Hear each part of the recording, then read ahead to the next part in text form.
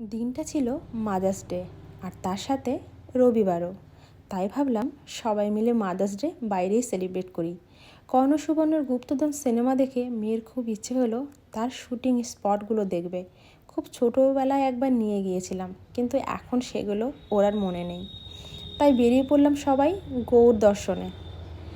প্রথম দিকে আমরা গেছিলাম ফিরোজ মিনারে, সেগুলোর ভিডিও আমার নেওয়া হয়নি। তারপরে সোজাই আমরা চলে আসলাম দাখিল দরবাজায়। এত সুন্দর লাগছিল, রিলস বানালাম, করলাম ফটোশ্যুট।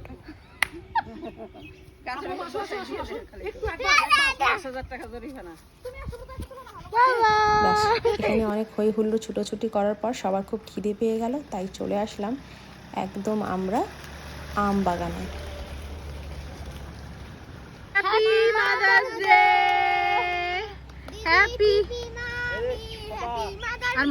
সেই তো আমাদের কেক কাটিং শুরু হয়ে গেল। তারপরে খাওয়া দাওয়া, পাস্তা খেলাম, তরমুজ খেলাম, আর তার সাথে খেলাম সুন্দর আম মাখা।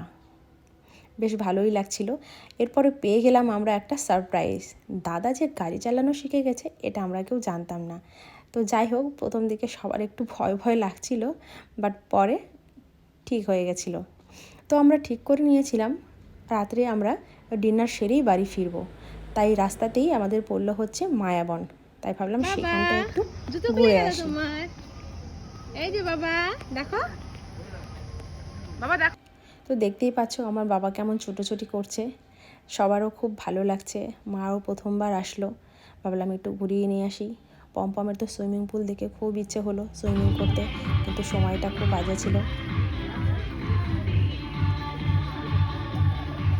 তাই ও একটু নেচে নিল। সেখানে একটু স্ন্যাক্স খেয়ে দেন আমরা চলে আসলাম সোজাই বৃন্দাবন গার্ডেনে। এখানেও মায়েরা আগে আসেনি। পমপম আমাদের সবাইকে কেক খাইয়ে আবার একটু মাদার্স ডে সেলিব্রেট করলো। তো বেশ ভালোই লাগছিল এখানকার পরিবেশটা। আমরা একটু বাইরের দিকে বসেছিলাম, ও আর দাদা ভেতরে ছিল। এই করতে করতে আমাদের বেশ খানিকটা সময় পার হয়ে গেল। তারপরে আবার সবার হালকা খিদেও পেয়ে গেছিলো, আর তার জন্য আমরা চলে আসলাম সোজাই লাউঞ্জে। এখানে এসে আমরা রাত্রি মোটামুটি 10:30 নাগাদ আমরা আমাদের ডিনারটা সেরে ফেললাম। তো কেমন লাগলো তোমাদের আজকে এই ভিডিওটা?